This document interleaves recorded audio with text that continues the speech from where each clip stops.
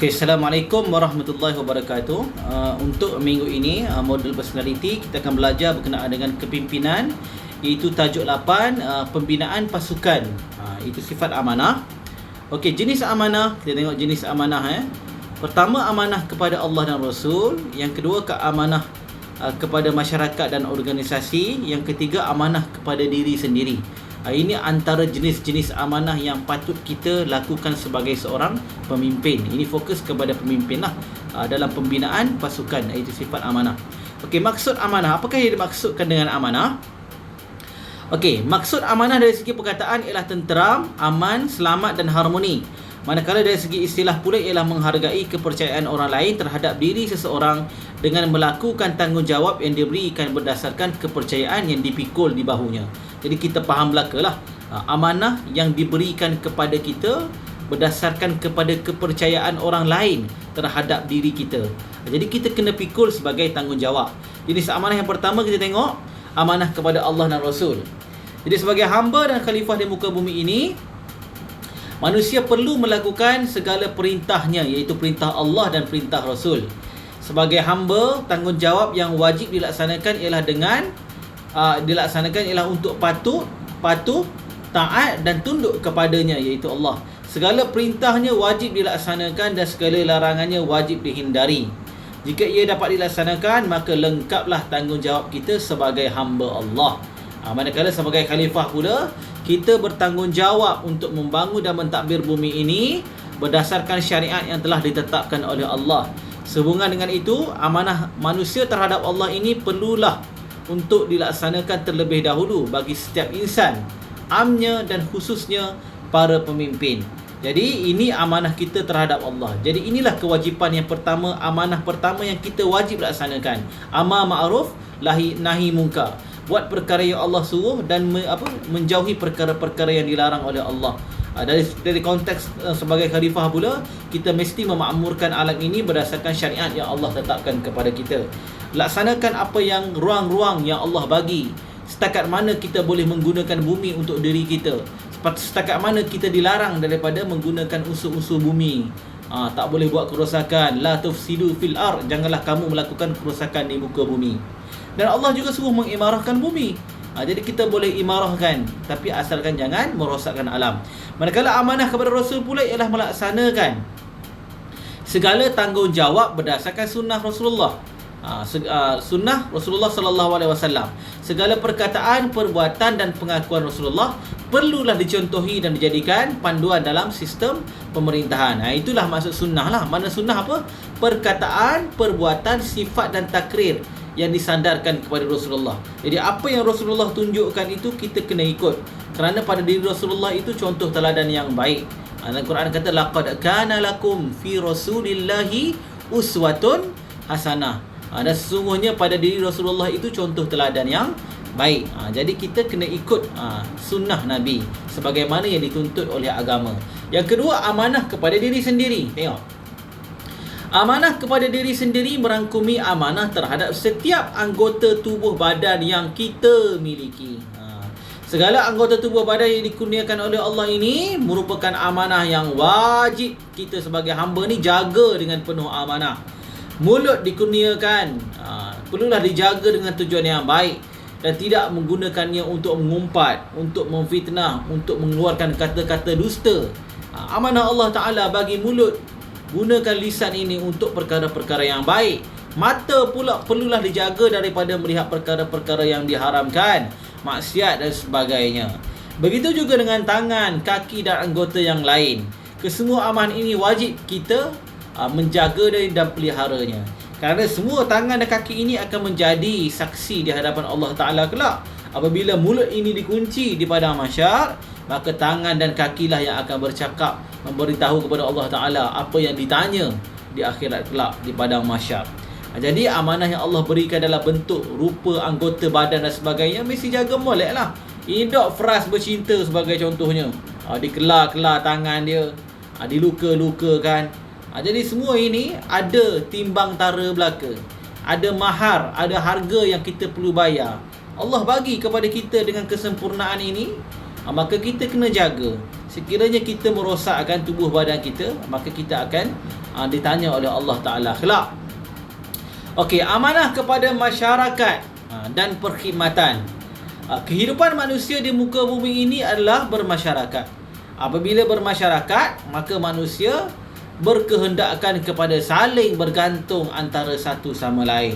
Antara mu dengan aku saling bergantung belaka. Sebab kita ni hidup bermasyarakat. Seorang pesakit bergantung kepada doktor untuk merawat dan mengubati penyakit yang dihadapi. Seorang murid bergantung kepada guru untuk mendidik dan menyampaikan ilmu kepada dirinya. Dan seorang rakyat bergantung kepada pemimpinnya untuk mentadbir sebuah negara agar kebajikan rakyat dapat dibela dengan seadil-adilnya. Nak katanya bila kita hidup bermasyarakat, hidup dalam komuniti, kita berkeluarga, ini kita panggil bermasyarakat lah belaka ni. Kita kena bersosial kerana di antara kita ini saling bergantung. Awak bergantung kepada ustaz untuk diterima ilmu. Awak bergantung kepada ibu bapa, bergantung kepada adik-beradik untuk memerlukan bantuan dan sebagainya. Jadi hidup bergantung kepada orang lain ini merupakan satu fitrah alami secara semula jadi. Allah ciptakan. Sebab itu diselarikan pula dengan supaya kita menjaga hubungan silaturahim antara satu sama lain, supaya kita ni saling bermasyarakat. Apabila pergantungan ini dikaitkan dengan perkhidmatan khususnya, setiap orang diwajibkan untuk memberikan perkhidmatan yang terbaik kepada semua orang. Perkhidmatan yang baik adalah yang dilaksanakan dengan jujur dan ikhlas, tanpa mengharapkan sebarang pujian dan ganjaran. Apabila perkhidmatan yang diberikan adalah beramanah, maka sebarang perbuatan khianat maupun penyelewengan dapat dihindari. Apabila dia seorang menjadi seorang pemimpin yang baik, dia mesti memberikan khidmat yang baik terhadap orang yang menyokongnya. Perkhidmatan ini mesti jujur dan ikhlas lah, tanpa mengharapkan ganjaran maupun pujian. Itu. Jadi apabila kita melaksanakannya dengan amanah, maka dapat menjauhkan diri daripada sifat yang lawan kepada amanah. Apa dia? Sifat khianat. Jadi khianat dapat dihindari lah. Khianat dapat dihindari. Okey, seterusnya kita pergi kepada muka surat sebelah. Okey, kesimpulannya, dalam pembentukan sebuah kerajaan yang beramanah dan adil, sifat amanah ini perlulah ditanam dalam diri semua orang, terutamanya para pemimpin, kerana merekalah yang akan mentadbir negara. Sifat amanah ini tiada dalam diri para pemimpin, maka negara akan menjadi tidak terurus dan rasuah akan mudah berlaku. Ini secara overallnya, kesimpulannya, sekiranya tidak ada sifat amanah, keadilan sukar untuk ditegakkan. Jadi sifat-sifat amanah ini perlu diteraplah bagi pemimpin khususnya. Bila nak memimpin negara, dia mesti melaksanakan amanah. Amanah ini pada zaman Nabi dulu ada seorang sahabat, dia minta dengan Rasulullah supaya dia dilantik sebagai pemimpin. Siapa? Abu Zar Al-Ghifari. Dia seorang tokoh sahabat yang sangat kuat beribadah. Dia minta dengan Rasulullah supaya dia ni dilantik sebagai pemimpin. Dia tak sama dulu dengan sekarang. Sahabat melobi jawatan pada waktu itu. Dia nak jawatan kerana dia menganggap dia boleh memberikan dia peluang untuk merebut pahala. Fastabiqul khairat, berlumba-lumba mengerjakan kebaikan. Sahabat dah buat kebaikan, bila lantik dia dapat melaksanakan amanah. Tapi Nabi tak lantik dia lah, kerana enta dhaif ya Abu Zar. Nabi kata tak, mu ni dhaif, mu tak layak untuk jadi pemimpin. Dari sudut politik dia tak layak lah. Tak apalah, dia offer diri pada waktu itu kerana dia nak memberikan khidmat. Dia berbeza pada hari ni. Pada hari ini dia melobi jawatan. Ya betul nak bagi khidmat, tapi dalam masa yang sama dia ada benda-benda lain juga yang dia nak, habuan dunia dan sebagainya. Ni bahaya ni bila tidak ada amanah, menyebabkan urus takbir negara tidak terurus, rasuah bermaharajalela dah. Mari kita renung bersama dan menyorot kembali kisah Khalifah Umar bin Abdul Aziz yang sangat beramanah ketika memerintah negara. Pada satu malam ketika beliau sedang tekun menyiapkan kerja rasminya dalam bilik istana, tiba-tiba salah seorang puteranya telah masuk untuk membincangkan suatu hal yang berhubung dengan urusan keluarga. Tak ada urusan negara dah, tak ada kaitan. Setelah puteranya duduk, beliau pun padam lampu yang berada di atas mejanya, yang digunakan waktu bekerja pada malam itu. Puteranya hairan tanya, kenapa ayah tutup lampu ni? Bukankah lebih baik bincang dengan cahaya lampu yang terang? Khalifah Umar kata, benar katamu wahai anakku. Tapi engkau harus ingat, lampu yang ayah guna ni untuk bekerja ini adalah kepunyaan kerajaan.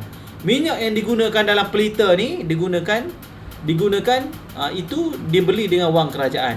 Sedangkan perkara yang kita nak bincang ini ialah urusan keluarga. Sampai tahap tu dia jaga.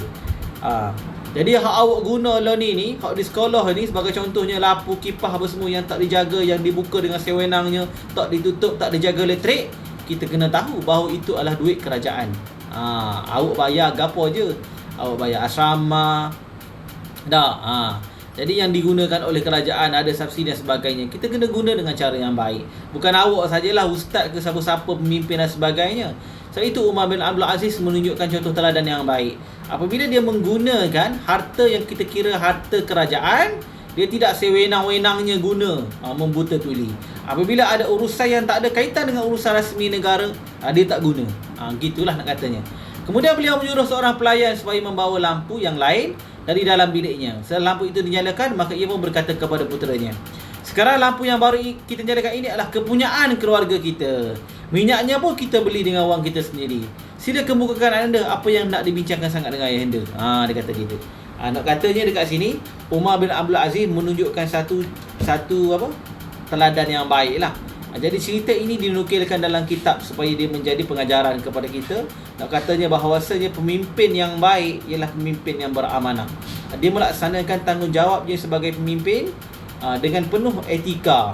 Sebagai seorang pemimpin, dia tahu bahawa benda yang hak dia layak guna, dia guna. Hak dia tak layak guna, dia tidak menggunakannya.